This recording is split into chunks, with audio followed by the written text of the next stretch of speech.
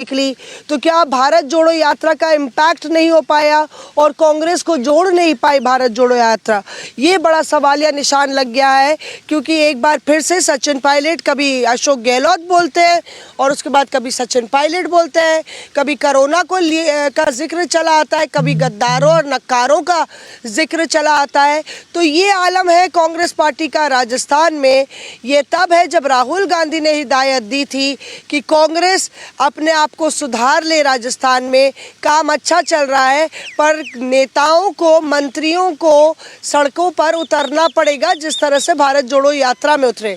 पर राहुल गांधी जब कश्मीर में स्कीइंग कर रहे थे उस वक्त सचिन पायलट ने एक बार फिर से अपने तरकश से एक तीर जो है छोड़ा है, और वो अल्टीमेटम किसके लिए है, ये बड़ा सवाल है। क्या वो अल्टीमेटम गांधी परिवार के लिए है, और क्या सचिन के सब्र का जो बांध है वो अब टूट रहा है? क्योंकि एक तरफ अशोक गहलोत पुराने बजट से जो है पन्ने पढ़ रहे हैं और दूसरी तरफ सचिन को कोविड से उनकी तुलना कर रहे हैं, तो तीसरी तरफ सचिन पायलट कुछ ही देर में मीडिया से भी बात कर सकते हैं। और सचिन जो कह रहे हैं उसका खेल किस तरह से, उनकी सियासत दिल्ली में, दिल्ली की रणनीति और दिल्ली की सियासत से जुड़ी हुई है, ये हम चर्चा करेंगे। हमारे साथ इस चर्चा में विजय चौक पर बहुत दूर से गाजियाबाद से चले आ रहे हैं आचार्य प्रमोद कृष्णम साहब, कांग्रेस पार्टी के एकमात्र धर्मगुरुओं में से एक हैं, जो धर्मगुरु कांग्रेस पार्टी में है। और दूसरी बात यह है कि कांग्रेस पार्टी के वरिष्ठ नेता तो हैं ही, बड़ी बेबाकी से, निडरता से कांग्रेस की बैठकों में भी अपनी बात कह ही देते हैं। कभी होता है कि वो अधिकृत नहीं है, कभी उनको पर कभी मुझे लगता है कि कोई नोटिस नहीं आया, और वो इसलिए भी है क्योंकि उनको लगता है कि वो जो बोल रहे हैं वो पार्टी के ले ही बोल रहे हैं। आचार्य जी, सियासी मौसम में बहुत बहुत स्वागत है आपका। यूं तो जूम लिंक के जरिए हम लोग जुड़ते हैं और आपसे जो है मुखातिब नहीं हो पाते, लेकिन आज विजय चौक पर आप आए हैं। मैं जिक्र कर रही थी कि सियासी मौसम राजस्थान में कांग्रेस का बिगड़ रहा है। आज ये दशा क्यों आ गई? देखिए, सियासी मौसम कांग्रेस का बिगड़ रहा है राजस्थान में, ये आपका सवाल जो है ये इसके अर्थ बड़े गहरे हैं, और इसमें इसके जवाब में अगर मैं आपको एक लाइन में बात करूं तो मैं कहूँगा कि आपका सवाल बिल्कुल ठीक है। उसके पीछे बहुत से कारण हैं। कारण ये है कि 2018 में जब चुनाव हुआ था तो सचिन पायलट वहाँ मुख्यमंत्री बनेंगे ऐसा कांग्रेस के कार्यकर्ताओं को यकीन था, और सचिन पायलट बहुत मेहनत करके उस मकाम तक पहुँचे थे। 2013 में जब चुनाव हुआ, अशोक गहलोत जी मुख्यमंत्री थे और सरकार हमारी बड़ी मजबूती के साथ चली और सरकार के पास बहुमत था। लेकिन जब 2013 का चुनाव हुआ तो 2013 में अशोक जी के नेतृत्व में चुनाव हुआ और हम बुरी तरह हारे। हम लगभग 20 सीट आई हमारी राजस्थान में। तो 20 सीट आने के बाद आदरणीय राहुल गांधी जी ने सचिन पायलट जी को राजस्थान की कमान सौंपी थी। तो उस 20 सीट से और सरकार बनाने तक का सफ़र सचिन पायलट की क़यादत में तय हुआ। तो सबको उम्मीद थी। दूसरा, सचिन पायलट राजस्थान के प्रदेश के अध्यक्ष थे। छत्तीसगढ़ में प्रदेश अध्यक्ष को मुख्यमंत्री बनाया गया, बघेल साहब को। मध्य प्रदेश में कमलनाथ जी अध्यक्ष थे, उनको बनाया गया। एक नाइंसाफी राजस्थान में सचिन पायलट के साथ हुई, ऐसा कांग्रेस के कार्यकर्ता मानते हैं। नंबर 1। नंबर 2, अब ये लड़ाई चलती रही जी। कांग्रेस नेतृत्व के निर्देशों का पालन करते हुए, अक्षरशः निर्देशों का पालन करते हुए सचिन पायलट ने डिप्टी चीफ मिनिस्टर बनना स्वीकार किया और पार्टी की सेवा की।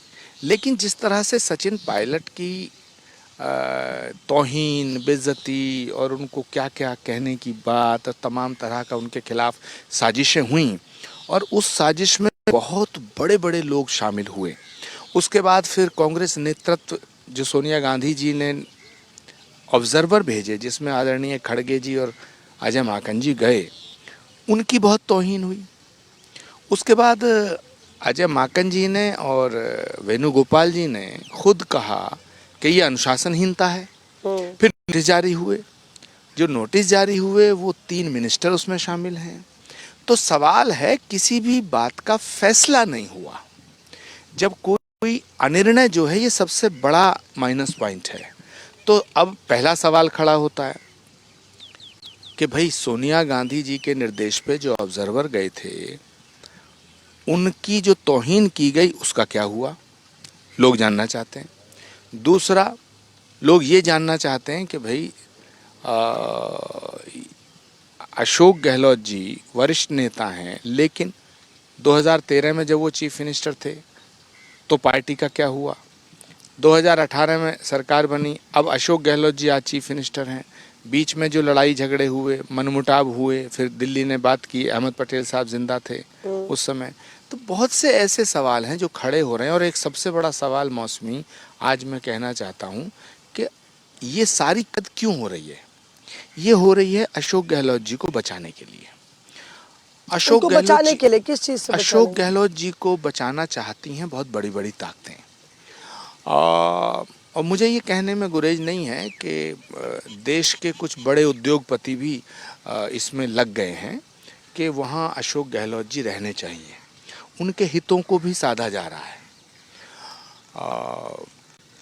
और आप सब जानते हैं कि उनको कौन कौन बचाना चाहता है। तो आज कांग्रेस पार्टी, हम नहीं जानते कौन बचाना चाहता है। देखिए, तो आप कह रहे हैं पार्टी में कि बाहरी ताकतें जो बचाना चाहिए? नहीं, पार्टी के अंदर तो लोगों का फर्ज बनता है कि उनको बचाया जाए। कुछ लोग अशोक गहलोत को बचाना चाहते हैं, कुछ लोग मानते हैं कि अशोक जी के नेतृत्व में चुनाव होना चाहिए, कुछ लोग मानते हैं कि नहीं, उनके नेतृत्व में चुनाव होगा तो पार्टी का सुपड़ा साफ हो जाएगा। कुछ लोग कहते हैं कि सचिन पायलट को मुख्यमंत्री बनाया जाना चाहिए। अब वहाँ के विधायकों की भी राय है, वो भी धीरे धीरे सामने आ रही है। लेकिन पार्टी के बाहर जो बहुत बड़ी ताकतें हैं वो लग गई। खास तौर से अडानी भी चाहते हैं कि अशोक गहलोत जी चीफ मिनिस्टर रहें। अच्छा, आप कह रहे हैं कि अडानी चाहते हैं कि अशोक गहलोत मुख्यमंत्री रहें, और जो अभी बजट था उसका बहुत लेना देना था उससे? नहीं, अडानी इस देश पे कब्जा करना चाहते हैं, मोदी जी के थ्रू बीजेपी पे और अशोक गहलोत जी के थ्रू कांग्रेस पे। ये एक बड़ा सवाल है और ये मेरे जहन में नहीं है, ये चल रहा है। आखिर ऐसे कौन सी मजबूरियां हैं जो अडानी जी को हजारों एकड़ जमीन दी गई कैबिनेट से प्रस्ताव पास करके? तो एक बड़ा सवाल तो है। अडानी देश को लूट रहे हैं। राहुल गांधी जी का पिछले 9 साल से ये अटैक है।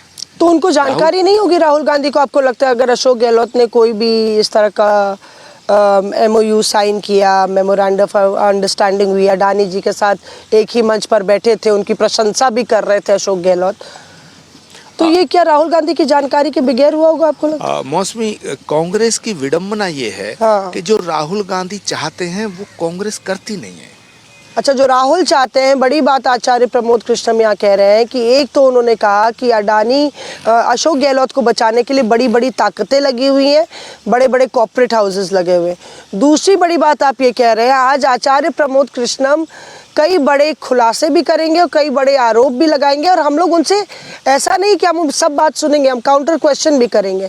तो आचार्य जी, दूसरी बात आप कह रहे हैं कि राहुल गांधी जो चाहते हैं वो पार्टी में होता नहीं है। देखिए, मैं इसको जो कह रहा हूँ वो मैं उसके तथ्य सामने रखना चाहता हूँ। राहुल गांधी चाहते हैं कि कांग्रेस में कार्यकर्ता मजबूत हो और जो नेता अपने अपने पदों पे जमे हुए हैं ये पद छोड़ें। लेकिन हुआ उल्टा। राहुल गांधी चाहते हैं कि कांग्रेस में, NSUI में, यूथ कांग्रेस में, कांग्रेस पार्टी में चुनाव होना चाहिए। कितनी मशक्कत करनी पड़ी चुनाव के लिए। पूरी कांग्रेस पार्टी की जो सीनियर लीडरशिप थी, या कहूँ सो कॉल्ड सीनियर लीडरशिप, वो राहुल गांधी जी के इस विचार को कैसे पलटा जाए इसमें लग गई। बड़ी मुश्किल से राहुल जी ने कांग्रेस प्रेसिडेंट का चुनाव कराया। राहुल गांधी जी ने जब इस्तीफा दिया था, आपको याद होगा 2019 के चुनाव के बाद में, तो उन्होंने कहा था मैं अध्यक्ष नहीं बनूंगा। लेकिन 2 साल तक कांग्रेस के नेता ये कहते रहे कि राहुल गांधी जी आज मान जाएंगे, कल मान जाएंगे, परसों मान जाएंगे। राहुल गांधी जी की भावनाओं का और फैसलों का सम्मान होना चाहिए था। राहुल गांधी के जिस संकल्प का सम्मान होना चाहिए था, उस संकल्प का मजाक बनाया। लेकिन राहुल गांधी जी अड़ गए। बड़ी मुश्किल से फिर चुनाव हुआ जिसमें खड़गे जी अध्यक्ष बने। अब राहुल गांधी जी चाहते हैं कि कांग्रेस का जो वर्किंग कमेटी का इलेक्शन है ये फेयर होना चाहिए। राहुल गांधी जी कई बार कह चुके हैं। तो राहुल गांधी जी की जो सोच है वो ये है कि कांग्रेस पार्टी के अंदर अगर इलेक्शन होता है, वर्किंग कमेटी का इलेक्शन होता है, तो जो ज़मीनी कांग्रेस का कार्यकर्ता है वो मजबूत होगा। यहाँ दर्शकों को समझा देते हैं, जो आप जिक्र कर रहे हैं उसको बात को कंटिन्यू करेंगे। कांग्रेस मैं 2 वर्किंग, सेकंड में हाँ पूरा कंप्लीट।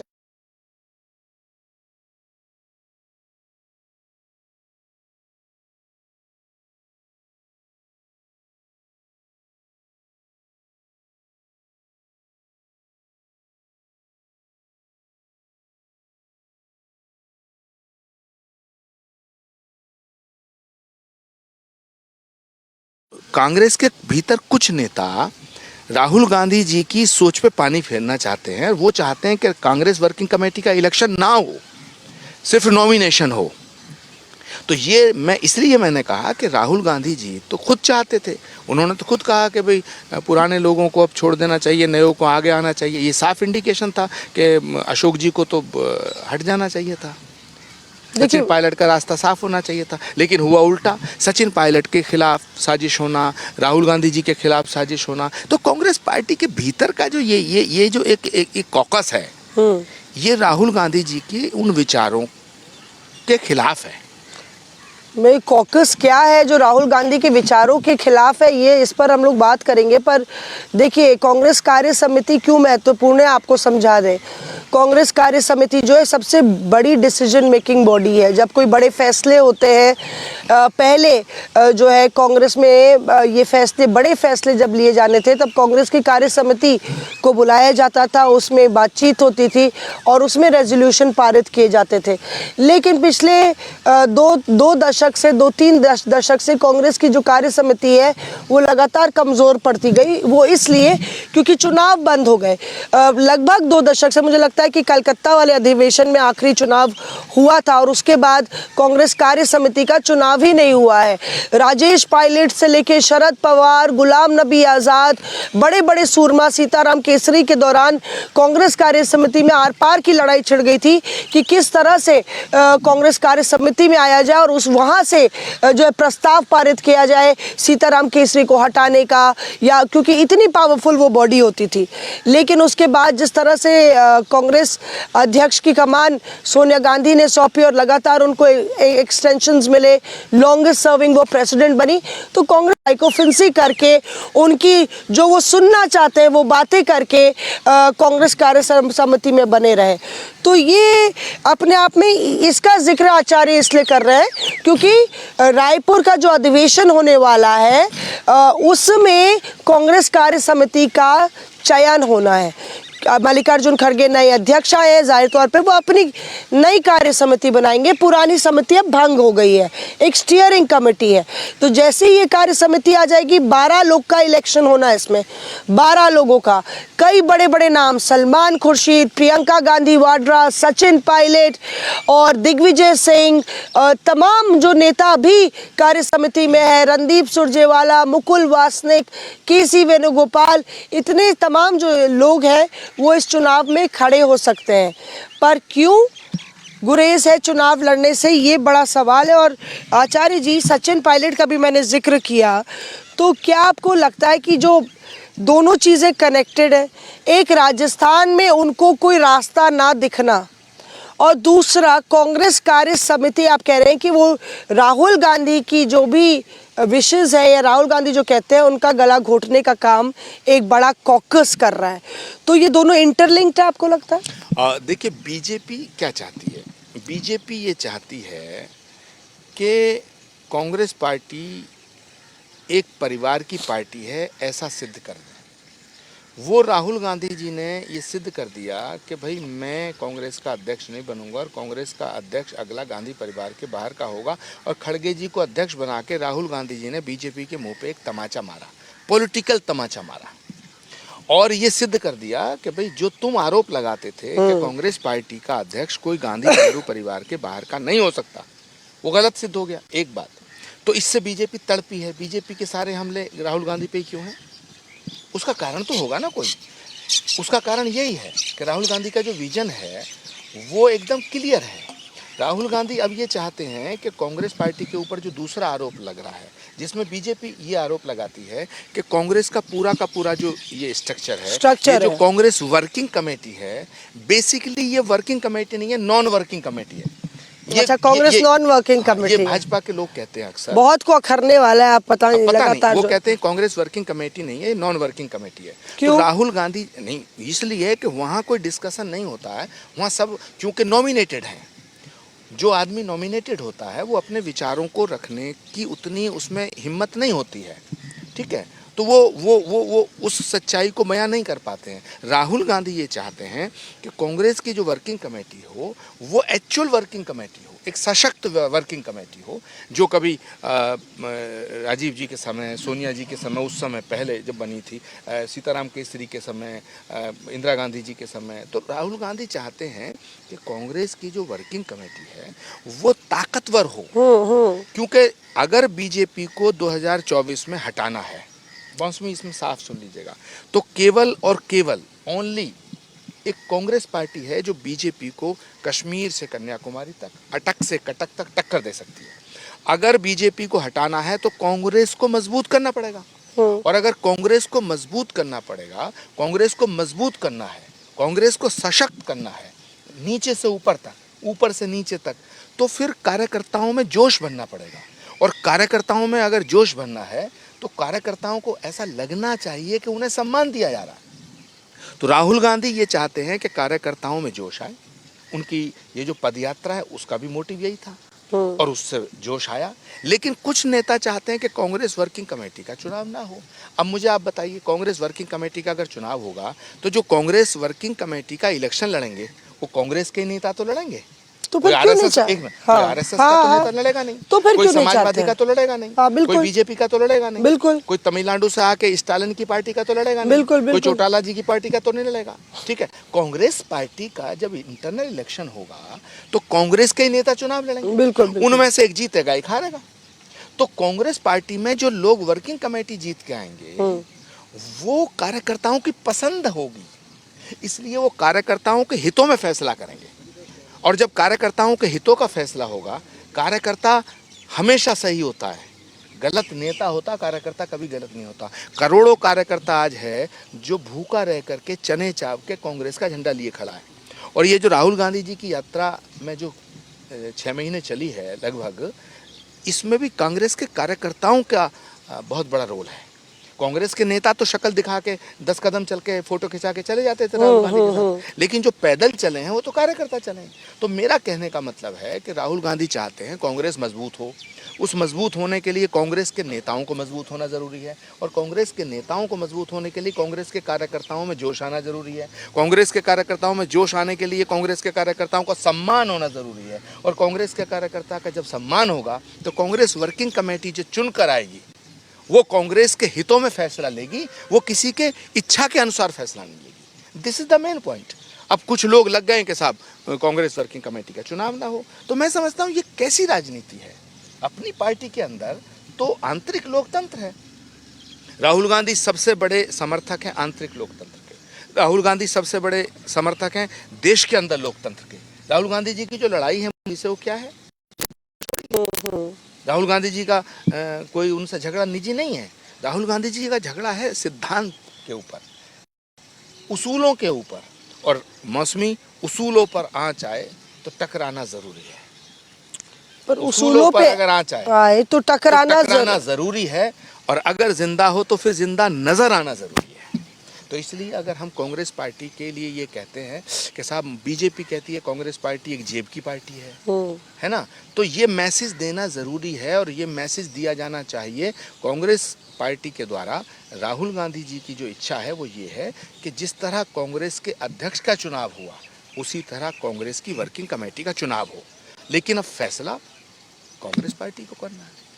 फैसला कांग्रेस पार्टी को करना, और अक्सर जो उसूलों से टकराने की बात है तो राहुल गांधी कई बारी कांग्रेस के जो मौजूदा ढांचा है और जो संगठन है और जो मौजूदा काम करने की स्थिति है उससे भी कई बारी टकराए हैं। कई बारी जिस तरह से आचार्य प्रमोद कृष्णम कह रहे हैं, चाहे अध्यक्ष पद का चुनाव हो, चाहे इस्तीफा देने की बात हो, या तमाम मसलों पर जिस तरह से राहुल गांधी ने एक स्टैंड लिया, कई बार वो अपनी पार्टी में ही अपनों से ही जूझते हुए और उलझते हुए नजर आए। यहाँ पे राहुल गांधी ने एक बात कही कि कांग्रेस, जब उन्होंने इस्तीफा दिया कि इलेक्ट होके हमारा अध्यक्ष आना चाहिए, इलेक्ट होके हमारी कांग्रेस कार्य समिति आनी चाहिए, तो आखिर चिंता किस बात की है? आप ये कल्पना कीजिए कि अगर चुनाव होते हैं तो सचिन पायलट, प्रियंका गांधी, अगर ये लोग चुनाव के लिए खड़ी होती है, एआईसीसी के लगभग 1250 डेलीगेट्स हैं, उनको चुनना होगा 11 नामों को, तो कितने वोट आएंगे उनको और कितने आएंगे ऐसे नेताओं को जो कभी चुनाव लड़े नहीं या जो नॉमिनेटेड है और सदियों से नॉमिनेशन की ही खा रहे हैं। इसमें मौसमी एक बात मैं और कहना चाहता हूँ। अच्छा, आप लड़ेंगे आचार्य जी? अगर कांग्रेस कार्य समिति का चुनाव होता है तो क्या आचार्य प्रमोद कृष्णम चुनाव लड़ेंगे? देखिए, अभी मैं ये कह दूं कि मैं लड़ूंगा तो जल्दबाजी होगी, और अगर मैं ये कह दूं अभी मैं नहीं लड़ूंगा तो भी देरी गलत हो होगा। जाएगी। नहीं तो देरी मान लो या जो मर्जी मान लो, अभी फैसला तो हो। कांग्रेस वर्किंग कमेटी का इलेक्शन हो रहा है, मतलब आपकी नजर है उस पर? नहीं, सवाल मेरी नजर का नहीं है, सवाल आप मेरी चाहते नज़र हैं का कि नहीं है। पार्टी में बेबाकी पार्टी खड़ी हो। देखिए, अगर पार्टी मजबूत नहीं, हम सब पार्टी से हैं, अगर पार्टी मजबूत नहीं होगी तो आचार्य प्रमोद कृष्णम क्या करेंगे, या सचिन पायलट क्या करेंगे, या अशोक गहलोत क्या करेंगे? तो देखिए, है क्या मुद्दा, क्या है कि कांग्रेस पार्टी के भाग्य की विडंबना क्या है मौसमी, क्या है कि कौन मोदी को हराएगा, कौन बीजेपी से लड़ेगा, कौन चुनाव में जीतेगा, हाँ। कौन चुनाव अच्छा लड़ेगा, इसका फैसला वो लोग कर रहे हैं जो कभी चुनाव ही नहीं लड़ते। दिल्ली में बैठ के राहुल जी को ज्यादातर लोग वो सलाह देते हैं जिनका ध्यान सिर्फ राज्यसभा पे रहता है, जिनका ध्यान सिर्फ नॉमिनेशन पे रहता है। अरे वो यहाँ पर चारों तरफ आकर के, चारों तरफ मंडरा करके 24 अकबर रोड को पूरी परिक्रमा करके, अच्छा पिछले 10 सालों से देखिए ना आप, अब मैं किसी का नाम नहीं ले रहा हूँ, आप चेहरे सोचिए दिमाग में, जहन में चेहरे सोचिए, एक दो चेहरों को निकाल दो तो वो सब लोग वो हैं जो कभी कॉरपोरेशन का चुनाव भी ना लड़े हैं और ना वो लड़े हैं, और वो फैसला करते हैं कि कौन बीजेपी को हराएगा। तो ये कॉन्ट्रोडिक्शन है ना बहुत बड़ा। तो राहुल गांधी ये चाहते हैं, भाई राहुल गांधी अमेठी चुनाव लड़े, राहुल गांधी वायनाड चुनाव लड़े, ठीक, राहुल गांधी जी अमेठी से चुनाव हार गए लेकिन वायनाड से जीते हैं, जीत कर के आए ना। मैं गृह मंत्री जी के खिलाफ चुनाव लड़ा, राजनाथ सिंह के खिलाफ, है, भगवान की कृपा से लगभग 2 लाख वोट मिला, है ना, इतना वोट मेरे उस लखनऊ की जनता ने दिया। तो प्रश्न ये पैदा होता है कि लखनऊ में जब मैं चुनाव लड़ा, जिन्होंने मुझको चुनाव लड़ाया, मैं हार गया, लेकिन मैं उनके उस प्यार को थोड़ी नज़रअंदाज कर सकता हूँ। तो जो जनता के अंदर सारी शक्तियाँ, जनहित की जितनी भी जनतंत्र है, ये जो जनतंत्र है, लोकतंत्र है, इसमें सारी शक्तियाँ तो जनता में निहित हैं। तो ऐसे लोगों को आगे लाया जाना चाहिए जो जनता में लोकप्रिय हों, जिन्हें जनता चाहती हो। मगर कांग्रेस पार्टी के अंदर ऐसे बहुत से नेता हैं जो सत्ता पे तो काबिज हैं, कांग्रेस की अंदरूनी सत्ता पे काबिज हैं, लेकिन ना कभी चुनाव लड़े और ना लड़ने की सोचते। पर ये तो देखिए आप, कॉन्ट्रडिक्शन है। राज्यसभा में मैंने सुना है, खरगे साहब को किसी का नाम नहीं लेंगे, कि कई नेताओं के खूब बखान किए उन्होंने कि वो हार्वर्ड से पढ़े हुए हैं, वो फलाना से पढ़े हुए हैं, वो तो बहुत ज़्यादा जानकार है, सरकार में मंत्री भी रहे हैं। तो आजकल तो सारे ही कांग्रेस नेता चुनाव हारे हुए हैं। ये जो कांग्रेस पार्टी का सत्यानाश कर रहे हैं, ये हार्वर्ड वाले ही ज़्यादा कर रहे हैं। हार्वर्ड वाले ज़्यादा कर रहे हैं। चुनाव तो भारत में होना और ये हार्वर्ड की पॉलिसी लाते हैं। तो अब हार्वर्ड पर ठीकरा फोड़ रहे हैं। सवाल इस बात का है कि चुनाव तो भारत में होना है, आप ज्ञान दे रहे हैं हार्वर्ड का। तो ये देखिए, मैं फिर इस पे आना चाहता हूँ, मैं कोई आज कंट्रोवर्शियल बात नहीं करना चाहता, मगर मैं सच्चाई से हटना नहीं चाहता, मैं सच के साथ खड़ा हूँ। राहुल गांधी की जो तपस्या है, अगर उसको ज़मीन पर उतारना है, हाँ। तो कांग्रेस वर्किंग कमेटी का चुनाव कराना चाहिए। ऐसा कांग्रेस के करोड़ों कार्यकर्ता चाहते हैं, क्योंकि वो राहुल गांधी की सोच को मजबूती देना चाहते हैं। कांग्रेस पार्टी के अंदर 2 विचारधारा है, एक वो जो राहुल गांधी की सोच को समझती है, राहुल गांधी के फैसलों का सम्मान करती है। मुझे आप बताइए, राहुल गांधी जी ने जब इस्तीफा दे दिया तो फिर वो कौन नेता थे जिन्होंने ये आके रोज कहा कि राहुल गांधी जी ने इस्तीफा नहीं दिया? हाँ बिल्कुल। और मैं वो कौन नेता थे जिन्होंने ये कहा कि राहुल गांधी मान जाएंगे? जब ये कह दिया राहुल गांधी जी रूठ गए हैं, मान जाएंगे, तो ये अंडरस्टूड हो जाता है कि राहुल गांधी बच्चे हैं। राहुल गांधी जी के जिस फैसले का सम्मान होना चाहिए था मौसमी, उस फैसले का मजाक उड़वाया। ये जिम्मेदारी किसकी है? ये महापाप किसका है? ये कांग्रेस की वर्किंग कमेटी में बैठे हुए उन नेताओं का पाप है जिन्होंने राहुल गांधी जी के उस संकल्प को, उस फैसले को मजाक बनाया। ऐसे ही आज राहुल गांधी जो पैदल चले हैं, जो पदयात्रा से जिस तरह बीजेपी हिली है, पूरा देश एक करने के लिए चले हैं, तो अगर इसको जमीन पर लाना है तो एक मजबूत और सशक्त वर्किंग कमेटी की आवश्यकता है, जो देश को समझती हो, जो देश की जन भावनाओं को समझती हो, जो इस राष्ट्र को समझती हो, जो राष्ट्रभक्ति को समझती हो, जो धर्म को समझती हो, जो भावनाओं को समझती हो, जो जनमानस की भावनाओं का सम्मान करते हुए फैसले ले। अब क्या होता है, जनमानस कुछ चाहता है, यहाँ के लोग कुछ और बोल देते हैं, उसका फायदा बीजेपी को मिलता है। तो इसलिए मेरा कहने का मतलब सिर्फ इतना है कि ये जितने हार्वर्ड वाले लोग हैं, बड़े विद्वान लोग हैं, इंटरनेशनल जब बॉडी बने कांग्रेस तो उसमें इनको एडजस्ट किया जाए, अकोमोडेट किया जाए, लेकिन भारत में कम से कम भारतीयों को तवज्जो मिलनी चाहिए, भारत की जनमानस की भावनाओं को समझने वाले लोगों को। और फिर चुनाव में क्या है, देखिए आचार्य जी की बात सुन के, मतलब वो कहते हैं ना, मैं बोलूँगा तो बोलेंगे कि बोलता हूँ। आचार्य जी की बात सुन के ऐसा ही लगता है। और कहीं ना कहीं कांग्रेस के कार्यकर्ता हैं, कांग्रेस के नेता हैं, उनके मन की जो व्यथा है वो यहाँ पे व्यक्त करते हुए नजर आ रहे हैं, क्योंकि उनका लगातार ये कहना है कि वो चाहते हैं कि उनकी पार्टी जो है प्रधानमंत्री नरेंद्र मोदी को अच्छी चुनौती दे और चुनाव जीते। पर कहते हैं ना कि मेरे जुनून का नतीजा ज़रूर निकलेगा, इसी स्याह समुंदर से कोई नूर निकलेगा। आपके जुनून का नतीजा क्या निकलेगा आचार्य जी? आप राजस्थान में देखिए, लगातार कहा जा रहा है ये कि आपने कहा कि राहुल की बातों का मजाक उड़ाया जा रहा है, तो क्या राजस्थान में राहुल गांधी ने, और हम वो दर्शकों को सुना देते हैं, राजस्थान में राहुल गांधी गए थे, उन्होंने भाषण में अपने बोला कि यहाँ पे सरकार अच्छी चल रही है, ये पॉलिसीज़ हम लोग लाए हैं, पर जो कैबिनेट के मंत्री हैं, जो सरकार के नुमाइंदे हैं, उनको जिस तरह भारत जोड़ो यात्रा जनता से जुड़ी, उनको जोड़ना चाहिए। एक बहुत बड़ी बात है कि वो जुड़ाव टूट गया है, और मैं चाहता हूं कि ये जो मंत्री हैं ये हर महीने हर हफ्ते दौरा निकालें और जनता से जुड़े। तो एक पूर्व अध्यक्ष का जो फेस है आपकी पार्टी का, उसका एक ऐसे मंच से, मतलब राहुल हमेशा बेबाकी से अपनी बात कहते हैं, क्या आपको लगता है कि वो संदेश था अशोक गहलोत को? देखिए, शीर्ष नेतृत्व और जनता के बीच में दो कड़ी होती है। शीर्ष नेतृत्व और जनता के बीच में दो कड़ी हैं, एक कार्यकर्ता, एक कांग्रेस की ये वर्किंग कमेटी, कांग्रेस के नेता। तो जो शीर्ष नेतृत्व चाहता है, हमारी लीडरशिप चाहती है, उसे कार्यकर्ता तक पहुंचाना और जनता तक पहुंचाना इसी वर्किंग कमेटी का काम है। एक बड़ी बात कह रहा हूँ, जब ये अपना ठीक से काम नहीं करें। अच्छा मुझे आप बताओ, राजस्थान को लेकर के ये ऑब्जर्वर भेजने का फैसला किसका था? मेरा था क्या? कांग्रेस नेतृत्व का था? सोनिया गांधी जी का था? नहीं था या नहीं था? खड़गे जी गए, अजय माकन जी गए, उनके साथ जो हुआ उन्होंने खुद कहा। मुझे बताओ अजय माकन जी ने इस्तीफा क्यों दिया? सवाल उठता ना, उनके इस्तीफे देने के समय जो स्थिति थी, उन्होंने इस्तीफा क्यों दिया? उनको लगा कि उनका तिरस्कार हुआ। नहीं, उन्होंने राजस्थान का प्रभार क्यों छोड़ा?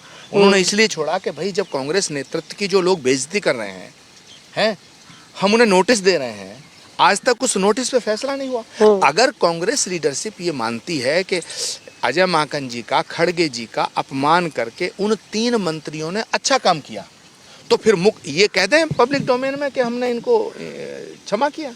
अच्छा, जो बात आप कह रहे हैं सचिन पायलट ने क्या कहा है वो दर्शकों को बता देते हैं, क्योंकि वो जानना ज़रूरी है कि आखिर सचिन पायलट इतने तिलमिलाए क्यों है। सबसे बड़ी बात सचिन पायलट ने कही कि जो बात आचार्य प्रमोद कृष्णम कह रहे हैं और पीटीआई जो एजेंसी, न्यूज़ एजेंसी है, उसको उन्होंने ये बात कही। हमने भी उनसे संपर्क साधने की कोशिश की है। अभी सचिन पायलट वहाँ जयपुर में है और मीडिया से हो सकता है मुखातिब हो, पर सचिन पायलट ने कहा कि प्रधानमंत्री नरेंद्र मोदी लगातार कैंपेन कर रहे हैं राजस्थान में। राजस्थान में जो निर्णय लेना है, ऐसा कांग्रेस में लग नहीं रहा कि कोई निर्णय आ रहा है और कोई निर्णय होना था। बीती बातें ऐसा लग रहा है कांग्रेस भूल गई है। ये सचिन ने नहीं कहा, मैं कह रही हूँ, कॉन्टेक्स्ट दे रही हूँ आपको। उन्होंने कहा जो निर्णय लेना है उसको लिया जाना चाहिए, डिसिप्लिन अनुशासन जो पार्टी में है उसका कंप्लायंस होना चाहिए, जिसने अनुशासन तोड़ा उन पर अगर कार्रवाई होनी चाहिए थी तो उन पर कार्रवाई होनी चाहिए। और इसलिए कांग्रेस का जो डिसिप्लिनरी पैनल है वो अभी तक क्यों चुपचाप बैठा हुआ है, क्योंकि सोनिया गांधी का कहीं ना कहीं अपमान हुआ। उस वक्त सोनिया गांधी पार्टी की अध्यक्ष थी और उन्होंने कहा कि आखिर इतनी देरी क्यों। तो ये सचिन पायलट का कहना है। सचिन पायलट ने ये कहा, हालांकि जो हम लोग जिक्र कर रहे थे राहुल गांधी के बारे में कि भारत जोड़ो यात्रा में भी सचिन पायलट कई बारी जुड़े थे और एक बारी अशोक गहलोत ने उनको गद्दार बुलाया, वो तब जब सचिन पायलट राहुल और प्रियंका के साथ भारत जोड़ो यात्रा में मौजूद थे। आइए सुन लेते हैं राहुल गांधी के बारे में जो हम लोग चर्चा कर रहे थे कि राजस्थान में भारत जोड़ो यात्रा गई। अब सवाल उठने लगे हैं कि राहुल गांधी ने कई वादे किए थे भारत जोड़ो यात्रा में, लेकिन जितने एप्लीकेशन, जितनी अर्जियां राहुल गांधी को दी गई उन अर्जियों पर भी काम नहीं हुआ है। बहुत बड़ी बात है, क्या भारत जोड़ो यात्रा का भी असर माइनस में जा रहा है राजस्थान में, ये बड़ा सवाल है। पर उससे पहले राहुल गांधी राजस्थान में क्या कहे थे वो सुन लेते हैं। यात्रा अब 100 दिन से चल रही है। मुझे रास्ते पे अपने दूसरे प्यारे मित्र भी मिल जाते हैं। आमतौर से वो बीजेपी के ऑफिस के ऊपर खड़े होते हैं और फिर मैं आमतौर से जो आपने मुझे किया मैं करता हूं। जय श्री राम, जय श्री राम। शायद देश में सबसे बेहतर स्कीम गरीबों के लिए राजस्थान में चिरंजीवी स्कीम ने लाखों लोगों के दिल से डर मिटाया है। मुझे बहुत खुशी हुई है कि 1700 इंग्लिश मीडियम स्कूल शुरू किए गए हैं और 10,000 अंग्रेजी के टीचर रिक्रूट हुए। मनरेगा स्कीम जो गांव में होता था उसको आप शहर में लाए, तो इसके लिए भी मैं आपको धन्यवाद करता हूं। तो मेरा सुझाव यह है कि जैसे हम कन्याकुमारी से कश्मीर तक चले, वैसे महीने में एक बार राजस्थान की पूरी कैबिनेट राजस्थान के सड़कों पे चले। हर महीने एक दिन चुन लीजिए। आपके 30 मंत्री हैं, 33 डिस्ट्रिक्ट हैं, एक मंत्री को एक डिस्ट्रिक्ट दीजिए, 15 किलोमीटर चलाइए, जनता के बीच में डालिए, तो जो भी लोगों की कठिनाई होगी वो यात्रा में आपके पास सीधा आ जाएंगे और आप उनकी मदद कर पाओगे। तो यह है मेरा जवाब बीजेपी के सब लोगों को। नफरत के बाजार में मोहब्बत की दुकान खोल रहा हूं। आप सब नफरत के बाजार में मोहब्बत की दुकानें खोलिए। ने कैसे राजस्थान की सरकार पे बहुत तीखी टिप्पणी की थी। हम आपको बता दें कि हमारे सियासी मौसम में न्यूज़ तक पर लगातार एक सर्वे चल रहा है और उस सर्वे में हम पूछ रहे हैं कि राजस्थान में कौन जो है कांग्रेस को जिता सकता है। और उस सर्वे में लगभग 30 आजकल सर्वे का दौर चल रहा है, बीबीसी का भी IT सर्वे, तो सर्वे आ गया, पोल चल रहा है और उस पोल में ये सवाल पूछा गया था कि कौन कांग्रेस को राजस्थान में जिता सकता है। तो सचिन पायलट और अशोक गहलोत के बीच में सचिन पायलट को 80% लोग जो है 30,000 में से कह रहे हैं प्रमोद साहब कि सचिन पायलट 80% लोग कह रहे हैं कि सचिन पायलट जिता सकते हैं राजस्थान। देखिए 80% लोग कह रहे हैं, ये बहुत अच्छी बात है, लेकिन अशोक जी भी बहुत ही सम्मानित नेता हमारे, बहुत वरिष्ठ नेता हैं, लेकिन उनका दौर चला गया। हर आदमी का एक दौर होता है ना, एक दिन हमारा दौर भी चला जाएगा, एक दिन। अब मुद्दा ये नहीं है, वो तो नहीं मान रहे ना कि उनका दौर चला गया, ये तो आप मान रहे हैं। आप गले भी मिले थे तपाक से वो तो केसरी जी आप गले मिले थे अशोक गहलोत से तपाक से जब नहीं हाँ। वो मैं उनका बड़ा सम्मान करता हूँ, मैं उन्हें बड़ा प्यार करता हूँ, वो भी मेरा बड़ा आदर करते हैं, लेकिन जो सच है उसको थोड़े झुठला सकते हैं। बाप हमेशा बेटे को ही कमान देता है ना, यानी कि नई जनरेशन को कमान देना पड़ता है। तो वो बेटे को कमान देना चाहते हैं, ये भी चर्चा है। नहीं, बेटे का मतलब इंडिविजुअल नहीं लिया जाए, गुरु शिष्य को ही उत्तराधिकारी बनाता है, सीनियर जूनियर को ही बनाता है, ये एक सृष्टि का नियम है, परिवर्तन संसार का नियम है। मगर मेरे 2 सवालों का जवाब कोई नहीं दे पा रहा। हम पूरे देश में ये चिल्ला के कह रहे हैं कि मोदी अडानी से मिलकर देश को बेच रहा है। ओके, नरेंद्र मोदी जी, प्रधानमंत्री जी अडानी से मिलकर इस देश को बेच रहे हैं। ये आप लोग आरोप लगा रहे हैं लगातार। पूरे देश में हम ढोल बजा रहे हैं पूरे देश में। लेकिन लोग क्या कहते हैं, साहब आपका राजस्थान में हजारों एकड़ ज़मीन अडानी को दिया जा रहा, वो अडानी जी की तारीफ कर रहे हैं। तो जो हमारा हमला है बीजेपी पे, उसकी धार कुंद हो जाती है। आपको लगता है कमज़ोर हुई उससे? नहीं, उसका हमारा जो हमला, उसकी हवा निकल जाती है। कोई लोग कहते हैं भाई आप अडानी को कहते हैं अडानी चोर है, ठीक है, आप अडानी को कहते हैं अडानी देश की संपत्ति को लूट रहे हैं, ठीक है, लेकिन राजस्थान में अशोक जी उसकी गुणगान करते हैं, उनका हजारों एकड़ ज़मीन उनको दे देते हैं। तो ये डबल स्टैंडर्ड हो जाएगा ना।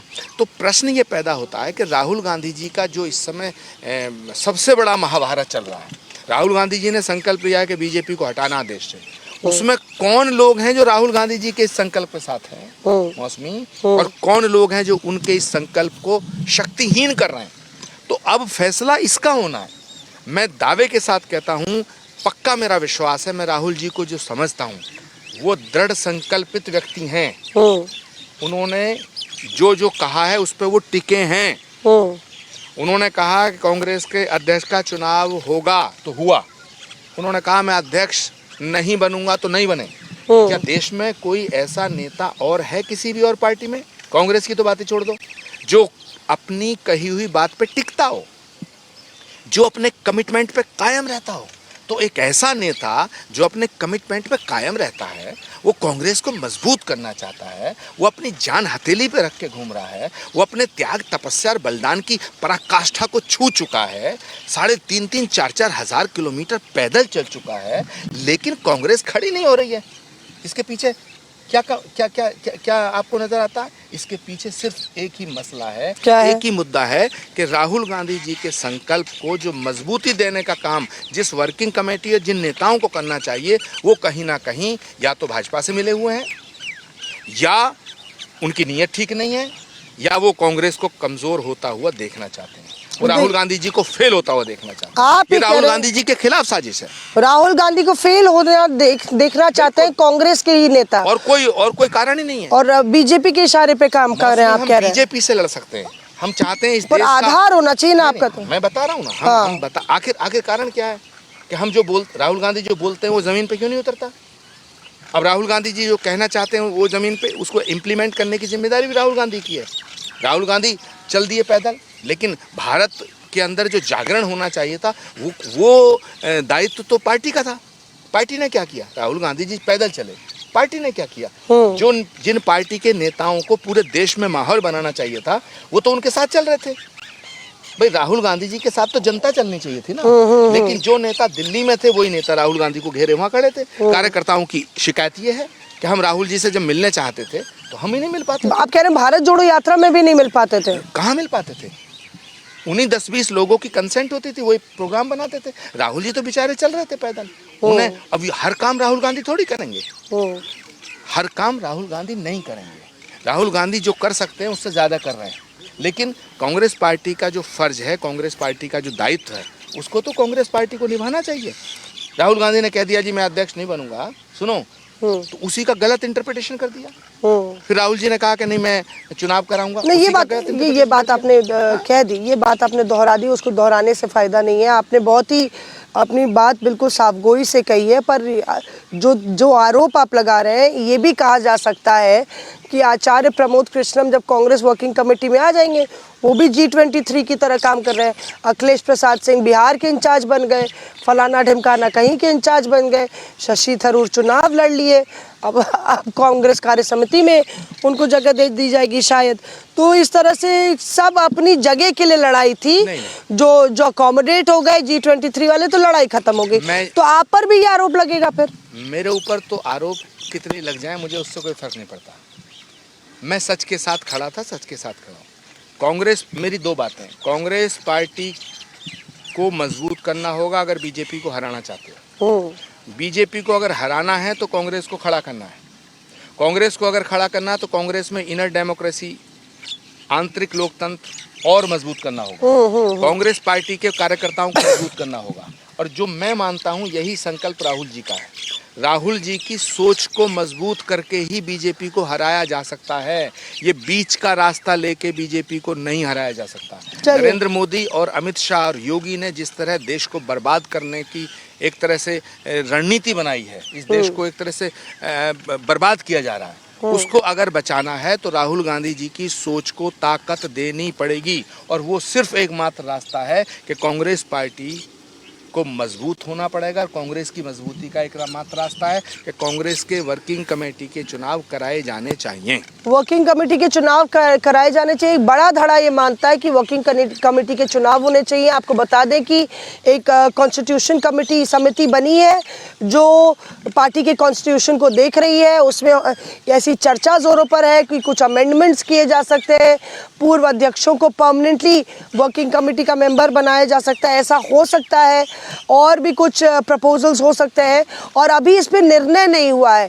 पर आचार्य जी, तमाम दर्शक हमारे देख रहे हैं और वो रिस्पॉन्ड कर रहे हैं, सवाल भी पूछ रहे हैं। आपसे पूछ रहे हैं जय कुमार जी कि आचार्य जी, आप प्रियंका और राहुल गांधी को सलाह क्यों नहीं देते कि अगर कांग्रेस युवा को मौका नहीं देगी तो युवा वोट क्यों देगा कांग्रेस को? गुजरात और पंजाब वाली हाल इस बार राजस्थान की होने वाली है। देखिए, जहाँ तक सलाह देने का सवाल है तो जब इस तरह की कोई बात आती है, इस तरह के मुद्दे उठते हैं, हम आपस में चर्चा करते हैं। वो पब्लिक प्लेटफार्म पे शेयर करने की बात नहीं है, लेकिन मैं ये बात साफ कर देना चाहता हूँ कि कांग्रेस पार्टी इस समय इस मोड़ पे है कि अगर कांग्रेस कमज़ोर होती है तो फिर ये देश नहीं बच पाएगा। इसलिए ये जीने मरने का सवाल है हमारे। अगर हम कांग्रेस को खड़ा होता हुआ देखना चाहते हैं, मेरा सवाल नहीं है वर्किंग कमेटी में लड़ूंगा नहीं लड़ूंगा, सचिन पायलट लड़ेंगे नहीं लड़ेंगे, शशि थरूर लड़ेंगे नहीं लड़ेंगे, हुड्डा जी लड़ेंगे नहीं लड़ेंगे, आनंद शर्मा लड़ेंगे नहीं लड़ेंगे, हमारा व्यक्तिगत सवाल नहीं है।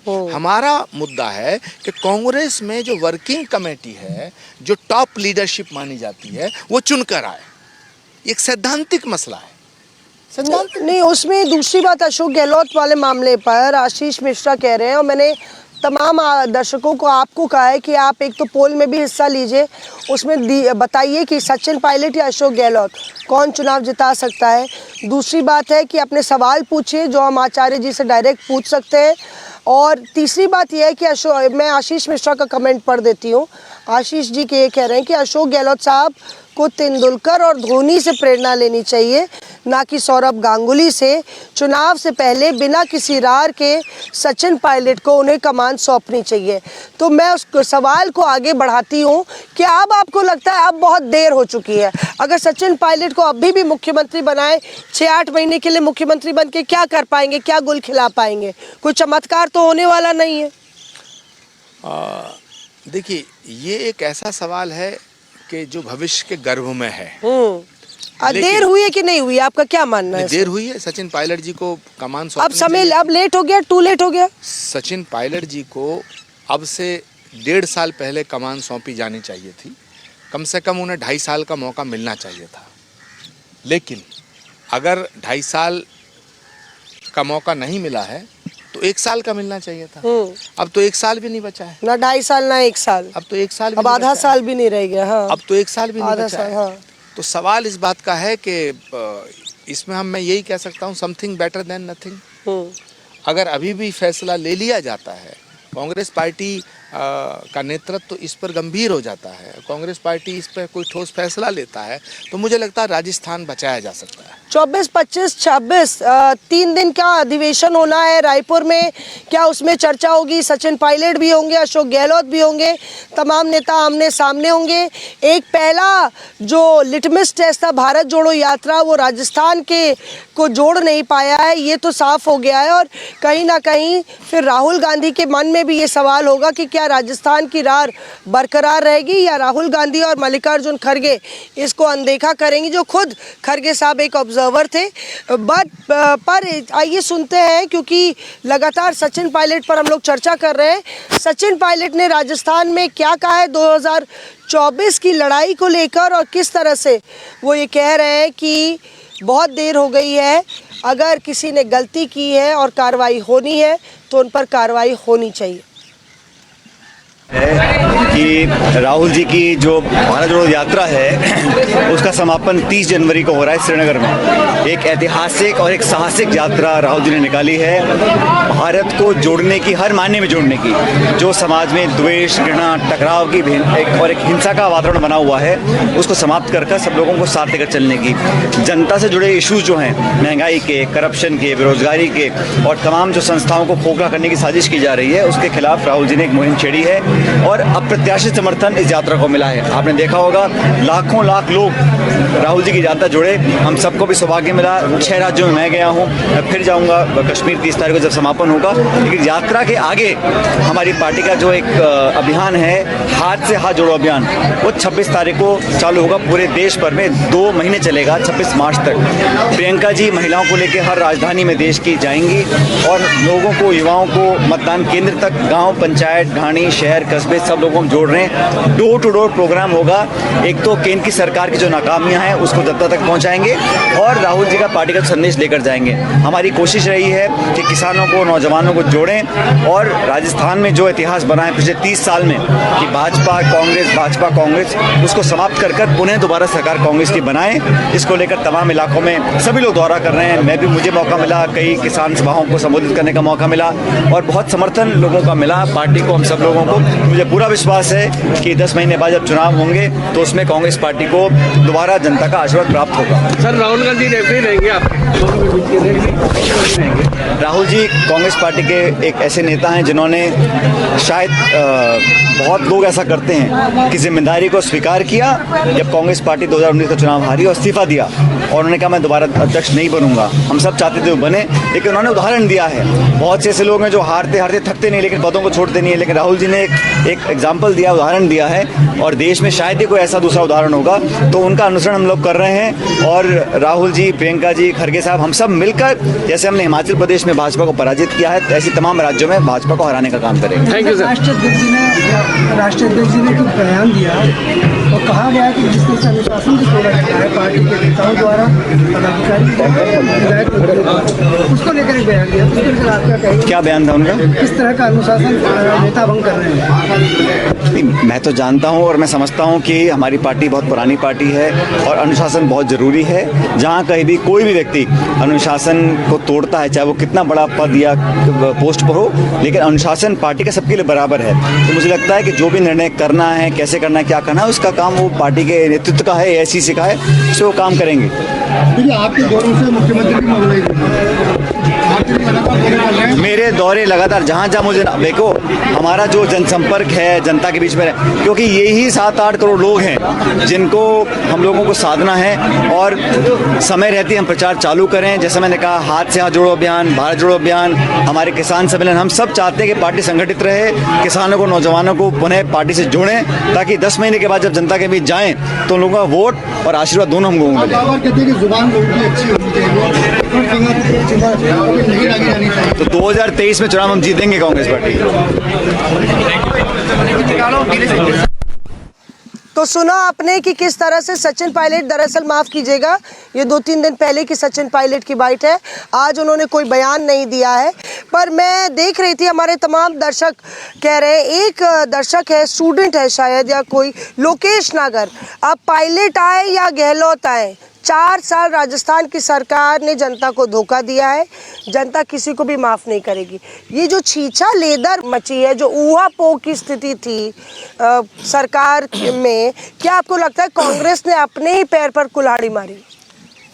देखिए, इसका जवाब तो मुख्यमंत्री जी से लेना चाहिए या उन लोगों से लेना चाहिए जो इसका फैसला नहीं हो करने दे रहे हैं, या उनसे लेना चाहिए जिन्होंने ये कहा था कि हम राजस्थान का फैसला 2 दिन में कर देंगे, या उनसे ये सवाल उनसे पूछा जाना चाहिए कि एक इतनी बड़ी स्टेट को हम बीजेपी को क्यों सौंपने जा रहे हैं, इतनी बड़ी स्टेट को हम खोने क्यों जा रहे हैं। आप कह रहे हैं कि खो रहे हैं आप लोग। एक अच्छा खासा नेता हमारे पास है। सचिन पायलट की ऊर्जा और अशोक गहलोत जी का अनुभव, अगर दोनों मिलकर के चुनाव लड़ें तो हम दोबारा राजस्थान में सरकार बना देंगे, क्योंकि लोग तो बीजेपी इससे बहुत नाराज़ है। मगर क्या करें, अगर आप किसी प्रतिभा को नष्ट करेंगे, अगर आप अपनी ही ऊर्जा को, अपनी ही शक्ति को आप उसका सदुपयोग नहीं करेंगे, अपनी शक्ति का सदुपयोग नहीं करेंगे, अपनी ऊर्जा का सदुपयोग नहीं करेंगे, अपने प्रतिभाशाली नेताओं का गला घोटेंगे, अब आप सचिन पायलट को मारे जाएंगे, मारे जाएंगे, मारे जाएंगे, मारे जाएंगे, तो फिर क्या होगा? नुकसान किसका होगा? सचिन पायलट का इंडिविजुअल नुकसान थोड़ी है, ये तो पार्टी का नुकसान है। सचिन पायलट पार्टी के लिए एसेट्स हैं, लेकिन ये तो पार्टी को समझना होगा ना। अशोक जी कितनी बार चीफ मिनिस्टर बन चुके हैं, तो अशोक जी जब कितनी बार चीफ मिनिस्टर बन चुके हैं, हम ये थोड़ी कह रहे हैं अशोक जी को कहीं साइड कर दीजिएगा। उनका इस्तेमाल राष्ट्रीय स्तर पर हो सकता है, उनका इस्तेमाल संरक्षक मंडल में हो सकता है, उनका इस्तेमाल मार्गदर्शन करने में हो सकता है। अरे आचार्य जी, फिर वही बात, उनको तो अध्यक्ष बनने के लिए राहुल गांधी ने कह दिया था, वो तो राजस्थान छोड़ना ही नहीं चाहते हैं। और अशोक गहलोत का मामला, अब आप तो जान रहे हैं कि सचिन पायलट के साथ पॉइंट ऑफ नो रिटर्न है। तो सवाल ये है, और ये अब आजकल चर्चा जोरों पर है कि सचिन पायलट कोई बड़ा फैसला ले सकते हैं। वो हो सकता है अपनी एक अलग ममता बनर्जी की राह चले जाएं। उनके समर्थक कहते हैं जिस तरह से लगातार उनका तिरस्कार हो रहा है, उनका अपमान हो रहा है, उनको गद्दार बुलाया गया, उनको करोना बुलाया गया, कांग्रेस का करोना बुलाया गया, और जिस तरह से पूरा जो शीर्ष नेतृत्व है वो चुप्पी साधे हुआ है, तो कहीं ना कहीं अशोक गहलोत के सर पर हाथ रखा हुआ है शीर्ष नेतृत्व ने। तो क्या आपको लगता है कि सचिन पायलट अब ममता बनर्जी की राह चले जाएंगे और उनको अखिलेश यादव, ममता बनर्जी और बीआरएस जैसे बड़े बड़े नेताओं का भी सपोर्ट मिलेगा, या फिर वो फिर से दोबारा एक बीजेपी में वापस जाने की जो पूरी मुहिम थी वो शुरू हो सकती है? क्योंकि अब यहाँ पे तो डेड एंड उनके लिए कांग्रेस में नजर आ रहा है, कम से कम अभी के वक्त। देखिए मौसमी, कल क्या होगा इस पर मैं कोई अपनी टिप्पणी मैं नहीं करना चाहता, ना मैं करूँगा, लेकिन जहाँ तक मेरा अनुभव और मेरी समझ कहती है, तो मुझे लगता है कि अब सचिन पायलट जहर पी पी के नीलकंठ बन चुके हैं, वो कहीं नहीं जाएंगे। अच्छा, वो कांग्रेस, दोहराइए, आप कह रहे हैं नीलकंठ बन? बिल्कुल, सचिन पायलट जहर पी पी के नीलकंठ बन चुके हैं। अच्छा, और जो नीलकंठ बन जाता है वही पूजा जाता है, परमात्मा उसका साथ देता है। अरे पर सियासत में तो सत्ता का भी खेल होता है ना। आपके पास एक मौका था कि आप एक राज्य की कमान संभालते, आपके पास टाइटल होता कि आप मुख्यमंत्री रहे, तो क्या सचिन पायलट के समर्थक और सचिन खुश होंगे नीलकंठ जहर का घूंट पी के? अगर सचिन पायलट को मुख्यमंत्री बना दिया जाता तो ये पार्टी के लिए फायदेमंद होता। सचिन पायलट को चीफ मिनिस्टर नहीं बनाया जा रहा है या नहीं बनाया गया, इससे पार्टी कमजोर हुई है। आप बात को क्यों नहीं समझ रहे? सचिन पायलट का फायदा नुकसान सेकेंडरी है, प्रथम दृष्टया सबसे पहले तो पार्टी है, क्योंकि परिवार जो एक व्यक्ति से बड़ा परिवार होता है, परिवार से बड़ा समाज होता है, समाज से बड़ी पार्टी और पार्टी से बड़ा देश। तो यहाँ सवाल हमारी पार्टी की मजबूती का है। अगर सचिन पायलट आज वहाँ चेहरा बना दिए जाते हैं, वहाँ मुख्यमंत्री बनते हैं, तो कार्यकर्ताओं में एक नई ऊर्जा आएगी, एक जुनून पैदा होगा, और वो जुनून जो है बीजेपी को सत्ता में आने से रोकेगा।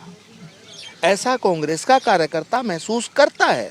देखिए, नरेश भैसला भी कह रहे हैं कि मौसमी जी, राजस्थान में सचिन पायलट ही सरकार ला सकते हैं, वरना 10 सीटें भी नहीं आएंगी। देखिए, मैं वैसला जी की बात को काट नहीं रहा हूँ, लेकिन मेरा अपना अनुभव और अपनी समझ है, उनकी अपनी समझ है। मैं ऐसा मानता हूँ कि अभी भी गुंजाइश है, अभी भी गुंजाइश है। अच्छा, अभी भी गुंजाइश है, क्योंकि देश की जनता जो है, राजस्थान की जनता खास तौर से सचिन पायलट को बड़ा चाहती है, सचिन पायलट के प्रति हमदर्दी है, यूथ में, महिलाओं में, किसानों में खास तौर से। अगर सचिन पायलट अपनी राह चले जाएं आचार्य जी, कल्पना कर लीजिए, या उनको मजबूर होकर वो छोड़ के दूसरी पार्टी बनाते हैं, तो क्या आपको लगता है सचिन पायलट का जो ये फैसला है वो सफल होगा? देखिए, भगवान ना करे कि वो ऐसा कोई फैसला लें, कांग्रेस पार्टी के खिलाफ वो कोई फैसला लेंगे, मैं ऐसा नहीं मानता। लेकिन कल क्या होगा इस पर मैं कोई टिप्पणी नहीं कर सकता है। और ये अगर वो ऐसा फैसला लेंगे, ऐसा फैसला उन्होंने लेने का मन बना रहे हैं, तो फिर ये तो इसका जवाब वो ही दे सकते हैं। जहाँ तक सवाल है कि कांग्रेस को छोड़ के जो लोग गए हैं तो वो ज़्यादा सफल नहीं हुए, लेकिन कुछ लोग सफल भी हुए। जगन रेड्डी सफल हुए, ममता बनर्जी सफल हुई, शरद पवार जी सफल हुए।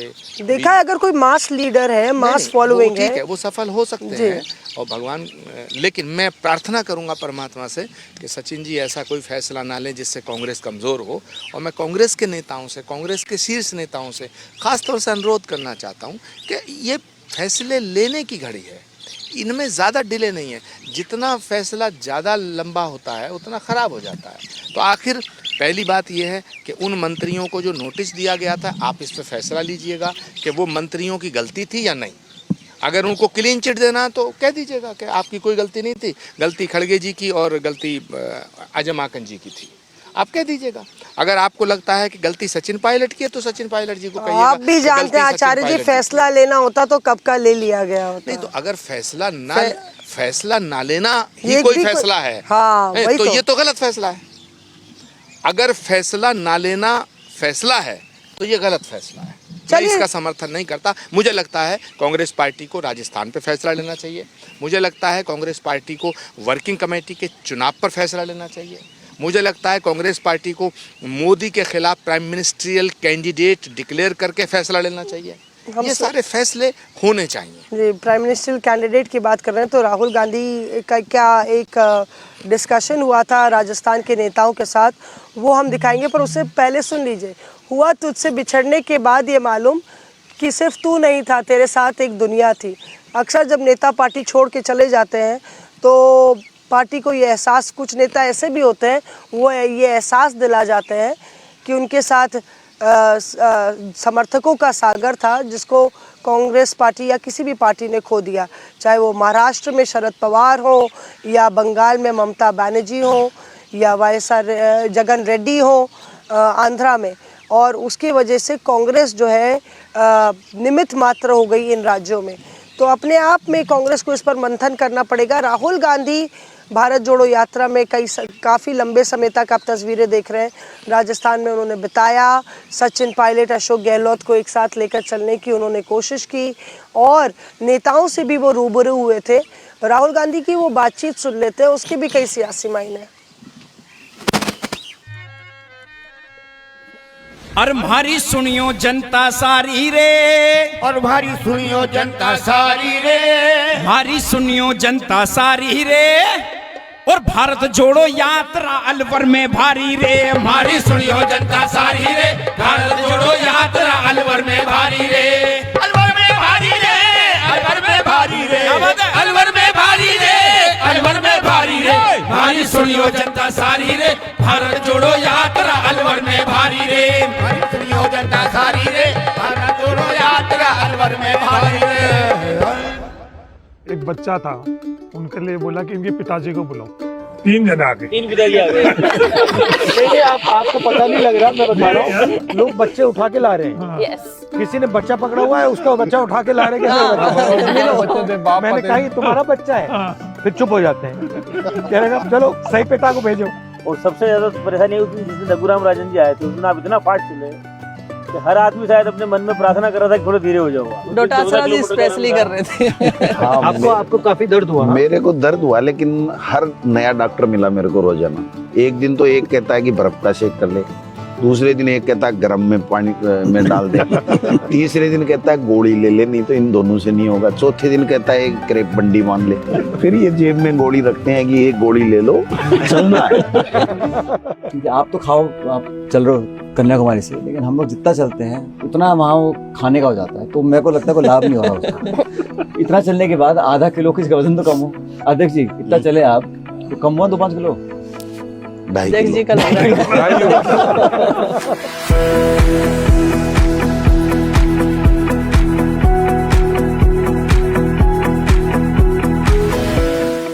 राजस्थान के जो लोग हैं वो बहुत मतलब सॉफ्टली बात करते हैं, प्यार से मतलब मिलते हैं, कोई मतलब बड़ा अच्छा व्यवहार है। यहाँ पे जो जानवरों के साथ व्यवहार है वो भी दूसरा है।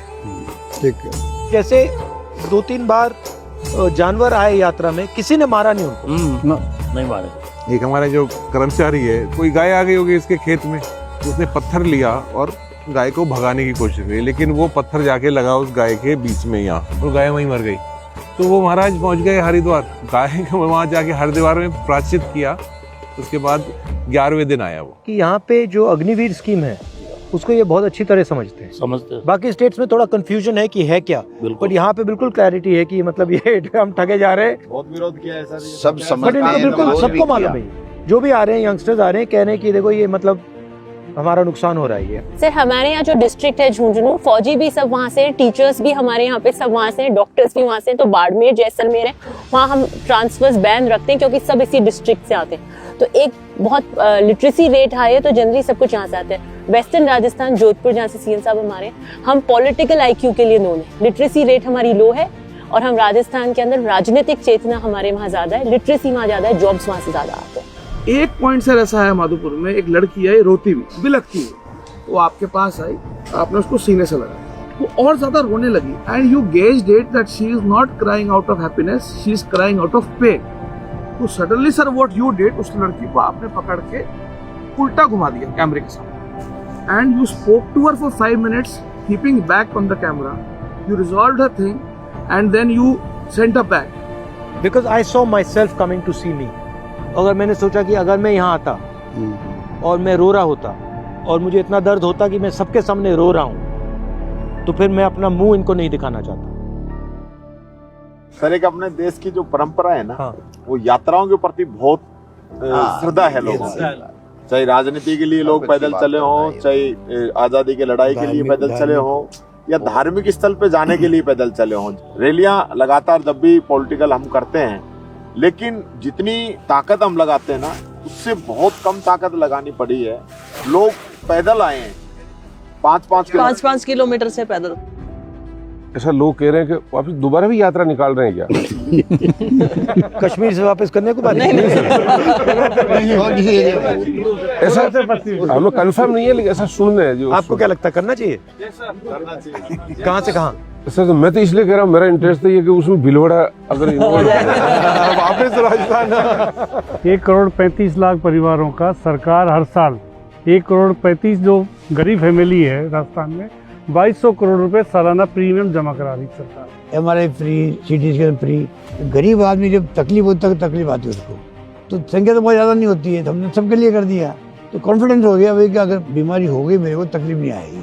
सर आपने जो एक बात कही थी ना, भी किसानों से जब मैं हाथ मिलाता हूँ तो मुझे पता चलता है कि उनकी कितनी मेहनत है, वो बहुत कनेक्ट की है लोगों को।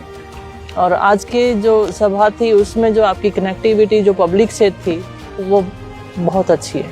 आज बोले ना सर आप, नफरत के बाजार में मोहब्बत की दुकान, बहुत अच्छा लगा लोगों को। मतलब मेरा मानना है साहब कि जो इश्यू आपने 3 लिए हैं, वो इश्यू हर घर तक पूरे कंट्री करने चाहिए, कोई राज्य हो जहाँ यात्रा नहीं निकल रही है वो भी टच कर गए।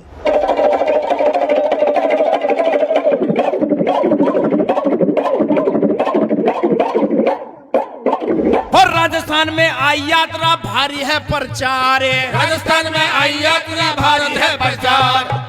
मिलके साथ चले नर नारी रे, मिलके साथ चले नर नारी रे, और भारत जोड़ो यात्रा अलवर में भारी रे। हमारी सुनियो जनता सारी रे, भारत जोड़ो यात्रा अलवर में भारी रे। हमारी सुनियो जनता सारी रे, भारत जोड़ो यात्रा अलवर में भारी रे। ये फूल मुझे कोई विरासत में मिले हैं, तुमने मेरे कांटों भरा बिस्तर नहीं देखा। बशीर बद्र का ये शेर, ये वीडियो देख के मुझे याद आ जाता है, क्योंकि अब शो के थोड़े एंड में हैं हम लोग, और हम लोग चर्चा करते हैं कि राहुल गांधी का जो रण है वो कितना कठिन है। आगे 2024 है की चढ़ाई है, और उसके पहले CWC में चुनाव हो या ना हो उसकी लड़ाई है। कांग्रेस का एक तरफ अधिवेशन है, दूसरी तरफ एक बड़ी जिम्मेदारी है। क्या ये राहुल गांधी के लिए आखिरी मौका है अपने आप को साबित करने का, और कांग्रेस पार्टी के नेता ना बन के देश के बड़े नेता के तौर पे प्रधानमंत्री को चैलेंज करने का? देखिए मौसमी, जब मैं इस देश की वर्तमान राजनीतिक परिस्थिति पे नज़र डालता हूँ या देश के वर्तमान राजनीतिक परिदृश्य पे नज़र डालता हूँ, तो पूरे देश में चाहे वो कांग्रेस पार्टी है या कांग्रेस पार्टी के बाहर की पार्टियां हैं, पूरे देश के राजनीतिक परिदृश्य में मुझे सिर्फ एक नेता ऐसा नज़र आता है जो सच बोलता है, जो सनातन संस्कृति और सनातन सभ्यता का सम्मान करता है, सत्य सार्थक सर्वदा, वो सिर्फ राहुल गांधी है। कोई हिपोक्रेसी नहीं। बाकी सारे नेता कहते कुछ हैं, सोचते कुछ हैं, बोलते कुछ हैं। Rahul Gandhi is the only leader in this country जो बोलते हैं उस पर टिकते हैं, वो अमल करने की कोशिश करते हैं, उस पर अमल में लाने की कोशिश करते हैं। लेकिन दुर्भाग्य ये है, कांग्रेस की विडंबना ये है, और मैं तो कहना चाहूँगा इस देश की विडंबना ये है कि जिस नेता का सम्मान होना चाहिए उस नेता की मजाक बनाई जाती है। उसके साथ कितनी साजिशें हुई हैं, देश के अंदर जितनी साजिशों का शिकार राहुल गांधी हुए हैं, राजस्थान में उतनी ही साजिशों का शिकार सचिन पायलट हुए हैं। अब दोनों की तुलना कर रहे हैं, दोनों एक ही। मैं तुलना नहीं कर रहा, मैं सच बयां कर रहा हूँ। मतलब दोनों एक ही परिस्थिति से जूझ रहे हैं। एब्सोल्युटली। और ये हमारे ये कांग्रेस पार्टी की विडंबना है। तो मैं ऐसा मानता हूँ कि अभी भी जो बिगड़ चुका है उसको सुधारने की कोशिश की जानी चाहिए। कांग्रेस पार्टी के अंदर कांग्रेस पार्टी की जो ताकत है वो क्या है कि कांग्रेस पार्टी वो पार्टी है जिसने देश के लिए कुर्बानियाँ दी हैं। कांग्रेस पार्टी वो पार्टी है जिसने देश को यहाँ तक लाने में बड़ी भारी भूमिका निभाई है। कांग्रेस पार्टी वो पार्टी है जो इस देश को एक रख सकती है। कांग्रेस पार्टी सर्वधर्म समभाव के रास्ते पे चलना चाहती है और चलती है।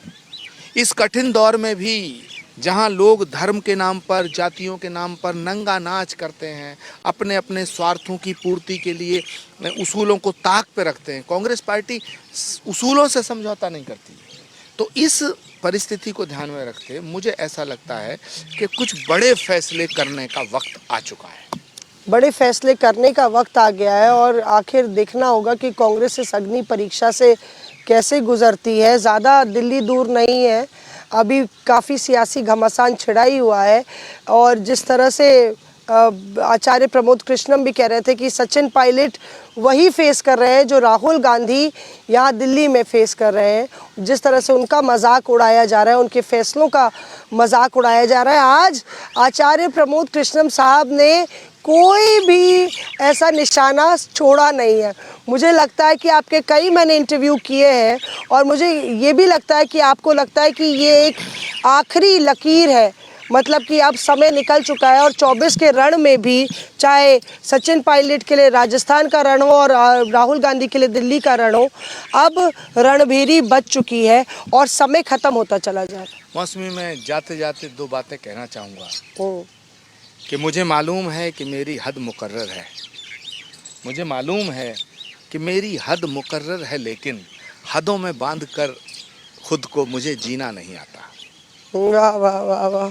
और मिटा दे अपनी हस्ती को अगर कुछ मर्तबा चाहे, मिटा दे अपनी हस्ती को कुछ अगर कुछ मर्तबा चाहे कि दाना खाक में मिलकर गुलो गुलजार होता है। आप हद पार कर चुके हैं या नहीं, ये कांग्रेस नेताओं की ज़रूर इस पर नज़र होगी। और आचार्य प्रमोद कृष्णम भी वहाँ रायपुर में होंगे और आमने सामने होंगे। बड़ा दिलचस्प होगा, देखते हैं, क्योंकि कांग्रेस में एक तरफ लोकतंत्र की बात की जाती है और आज़ादी की बात की जाती है जो भाजपा में नज़र नहीं आती। और अगर दोस्तों की बात करें तो कहा जाता है ना कि दोस्तों की मोहब्बत, आचार्य जी, दोस्तों की मोहब्बत का यकीन कर लिया मैंने फूलों में छुपा हुआ खंजर नहीं देखा। तो शायद सियासत में जो कितने खंजर आपकी पीठ पर भोंके जाते हैं इसका आपको खुद कभी जो है अनुमान नहीं लगता है और उसकी वजह से आपकी सियासी रूप से जो है कई बारी शिकस्त अपने ही आपको कराते हैं। बहरहाल बहुत बहुत शुक्रिया आचार्य साहब, आप हमारे साथ जुड़े। Thank you. और इसी बेबाकी से आप अपनी बात रखते रहा करिए। सियासी मौसम में आपको ये चर्चा उम्मीद करते हैं पसंद आई होगी। हमारा एक पोल चल रहा है, उसमें आप वोट कीजिए, सचिन पायलट या अशोक गहलोत, किसको आप जिताएंगे। और हमेशा इसी तरह सियासी मौसम में हमें बहुत सारा प्यार आप देते रहिए। बाकी खबरों के लिए आप देखते रहिए न्यूज़ तक। सलाम, नमस्ते, Ram Ram ji. Thank you, thank you, thank you, धन्यवाद, आभार मौसमी जी।